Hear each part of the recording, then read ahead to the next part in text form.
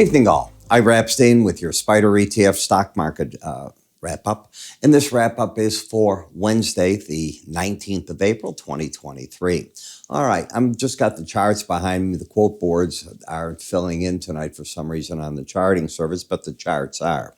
And as you can see in Netflix, which had earnings yesterday that didn't hit the subscriber base they wanted to see, down 3%. It was down right after the earnings came out 10. It came back and actually was up about 1% or so later in the evening, and then fell back. And this is what happens. And this is why I always tell traders, you wait that first half hour. Why?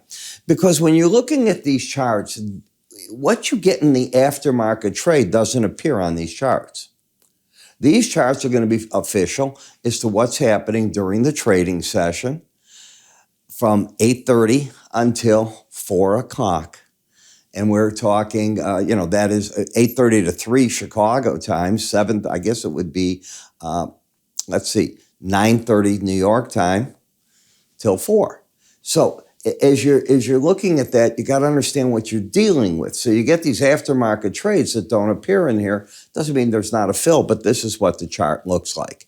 And the chart action is bearish. Lower highs, lower lows. The market's down to the potential first support of the 100-day average. It fought a battle at, maybe we should say, the primary support at the 18-day average. When the earnings came out, you had the gap. Where's the Bollinger Band? Oh, I forgot to tell you, it's right next to the 100-day average, as it turns out.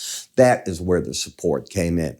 It'll be hard to stay under that and drive the market down there. I'm not looking for it.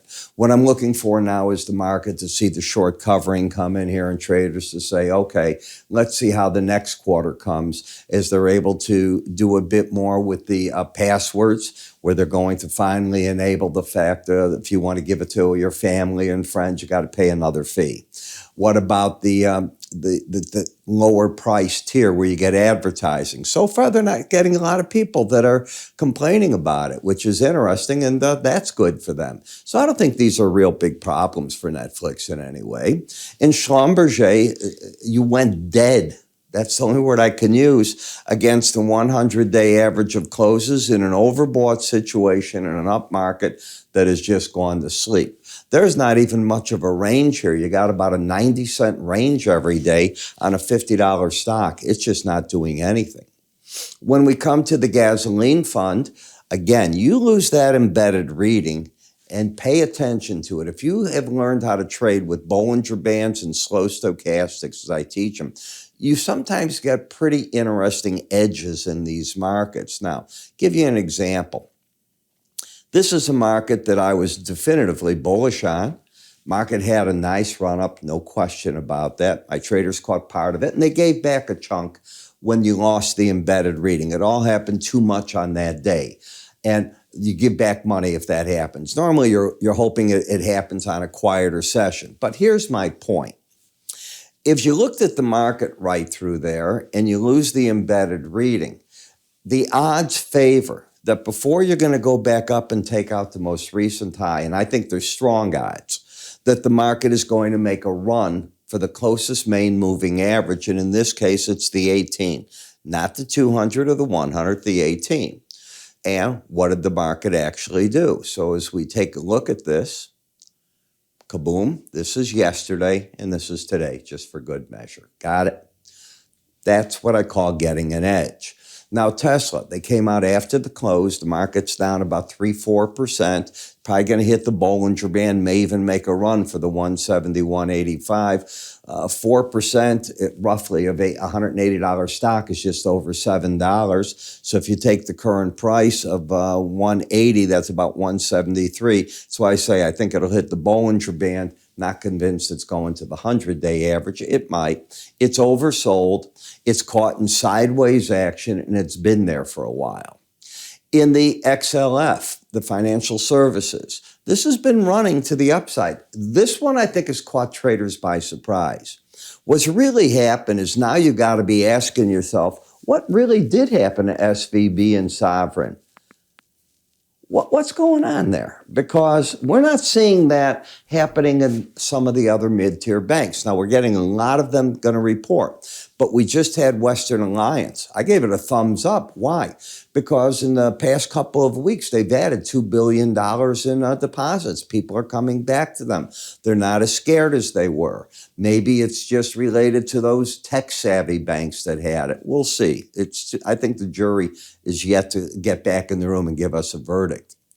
In the industrial sector, you're too overbought, in my opinion, to go chasing this market. In addition, it's your first move up and over the 100-day average in green. You've got 3 days over it. Be cautious. You've done that before, and then you get thrown back very quickly. You did it up here with a day and then got thrown back. That's my point here. In stocks, the semiconductors, all I keep hearing people talking about, they keep raising the price in NVIDIA and so on. But when you go to the semiconductor ETF, it is not in a bull configuration. It's got problems at the 18-day average. Close over that, and I want to get friendly. It hasn't done it just yet. In home builders, I'm telling you, if you want a single-family home, you are in the driver's seat if you're trying to list one. They're just not out there, a lot of them. In Chicago, I called my realtor today talking to them because I may want to sell at the right price. And who wouldn't? You move around. Real estate's another trading vehicle. My wife thinks I'm crazy, but it's the way it is. And I'm looking at things, and I can see markets still going there. In XLE, higher high, lower low. Will the market want to slip back to the 18-day average? Well, you see the red line. You see the value, 80. It closed where? Not near the low. It's got to do some work to lose that embedded reading. Had instead of near the high of the day, the low, I'd be more bearish the market. Is that all that she wrote on the correction? Tomorrow's an important day in the XLE. If you get a higher close and you don't lose the embedded reading, which I think a higher close would do that, it could be that the market's run its course. In the gold market, I told you this was a crowded trade. I used it last week. Go back to the videos if you don't believe me. And I kept saying as we're up here, I said, you know, in the futures market and in this, I said, I don't know, you're at the Bollinger Band. Every analyst on TV is saying to buy gold. Everyone. And I looked at it and I said, I don't think you do it right there. Crowded trades have a way of taking those people out. Now, it could not have been, I'll tell you right now, 30 minutes ago. Specifically 1 hour ago. Take that back. Seems like 30 to me. I was on Australian Sky Biz TV, and they were asking me about gold. And I said, I think you're now at the point where it's interesting because I think they took the week longs out. Get back over here, the 186.99 level, I will get very interested in this market. SLV, you lost the embedded reading. I think it's on borrowed time. I think it's going back to that average. Would I be bullish here? No. Absolutely a flat no. Am I bearish? No. I'm never bearish when you're over that 18-day average, but I'm looking for it to fall back to that number. Copper, still an embedded reading. Still looks good to me. And as I said, if you studied what's going on in Peru, they can't get all the copper they have mined that's on the ground out. That they could go from the reports I've got, they could use their whole logistics and they couldn't get it all moved before the end of the year. Yet the question is, do we need it? Now, it's a good and a bad. When you saw Chinese numbers come out the other day and you saw, hey, for the quarter, the growth of 4.5% sounds strong, but it's not. That's from a pre-COVID type of number. That's actually a weak number. And by the way, speaking of China, they're no longer the most populous country in the world. India overtook them today officially. I didn't count the babies, but that was what the news said. But in copper, until the red line closes under 79, I think the pros will use breaks to buy, and then I think they throw in the towel and they'll say, can you get back to wherever that 18-day average is? When and if you lose the embedded reading. In TLT, if you were sitting next to me, you'd get the elbow just like that in the side. I'm going, why are you hanging around the short side? Trends down. You're already knocking on the door of the Bollinger Band. You're oversold. You're under the first move of the 100-day average. Probably going to try to pop back over it soon. It's time to take your money off the table and wait and see what the Fed does. In the dollar index, as long as you don't get back over this high of 27, I think it's 96. Let me just check that number with you. 86. As long as you don't get over 27.86, if you could break now back underneath 27.72 without doing that, I think you open the door up for the lower Bollinger Band. It's a hard market right here. You're playing in a short area for quarters at a time, and that's about all that you're really doing. In FXE, the trend is up, but you've hit your upside target, and the market's correcting an overbought condition. Difficult to do anything in something like that. You know, I want you to join me in the mornings if you want. You can start with the morning future subscriber video. You'll say, futures? Well, why not? Understand this.